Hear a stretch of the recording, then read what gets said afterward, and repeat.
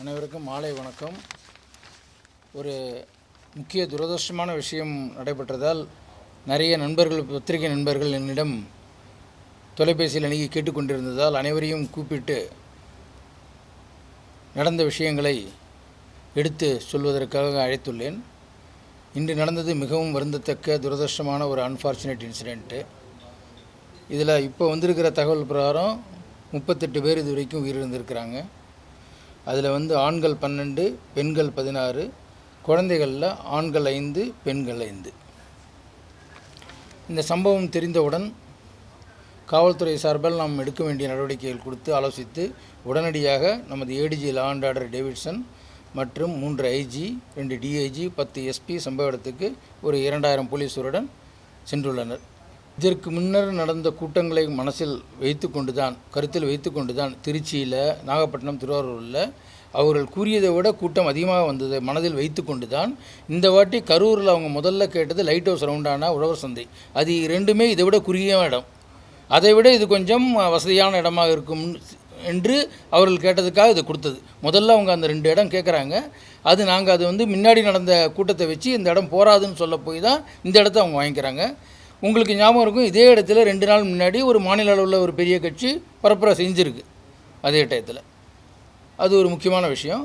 அதனால் கூட்டத்தை எதிர்பார்த்து அவங்க சொன்னது 10,000 இந்த கூட்டத்திற்கு, ஆனால் வந்தது 27,000 கிட்ட. ஆனால் 10,000ஐயும் விட அதிகமாக தான் நாங்கள் எதிர்பார்த்து கூட்டம் காவல்துறையினர் பணியில் அமர்த்தப்பட்டனர்.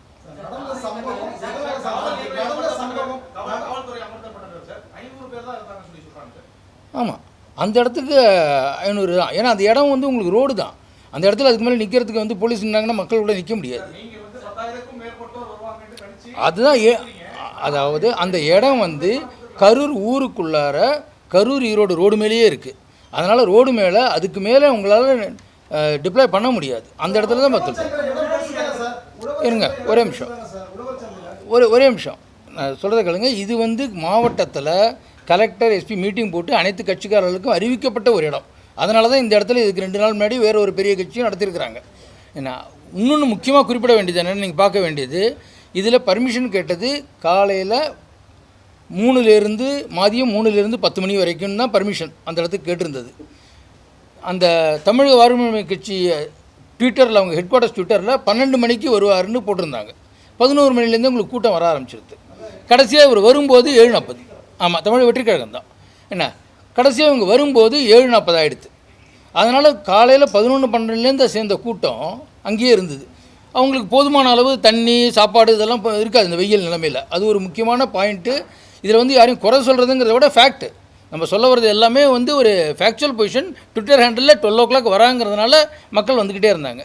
2வது பாயிண்ட் நீங்கள் பார்க்கணும் என்னென்னா, அவர் வரும்போது வரவேற்பு ஒரு இடத்துல நடக்குது, அங்கேருந்தே கூட்டம் பின்னாடியே வருது. அங்கேருந்து கூட்டம் வரும்போதே ஊருக்குள்ளே ரொம்ப கஷ்டப்பட்டு போலீஸ் தான் அழித்து கொண்டு வராரு. அதை அவரே திரு விஜய் அவர்களே உங்களுக்கு ஆரம்பத்தில் சொல்கிறாரு, போலீஸ்காரர்கள் சிறப்பாக செய்தார் நாங்கள் வந்தோன்னு. அதனால் கூடவே அந்த வர கூட்டம் இருக்குது பாருங்கள், அதுவும் நிறைய சேர்ந்துக்கிட்டே வருது.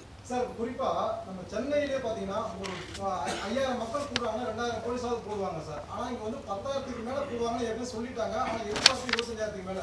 ஆனால் எப்படி 5000?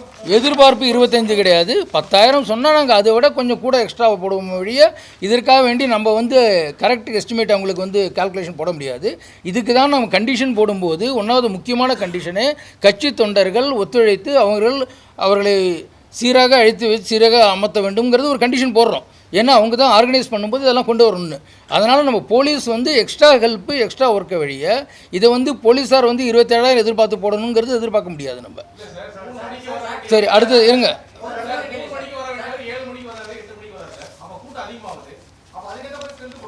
அதுக்கு அந்த ஊரில் போலீஸ் நீங்கள் ரிசர்வாக பக்கத்தாப்பில் கொண்டு 1000கணக்கில் வச்சுக்க முடியாது.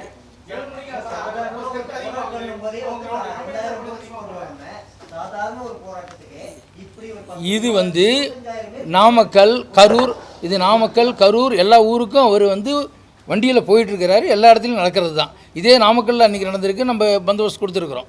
அதனால் இது எதனால் நடந்ததுங்கிறது விசாரணைக்குள்ளது. அதை பற்றி நம்ம இப்போ பேச முடியாது. அதுக்கு ஒன்மேன் ஹானரபிள் ஜஸ்டிஸ் தலைமையில் போட்டிருக்கிறாங்க.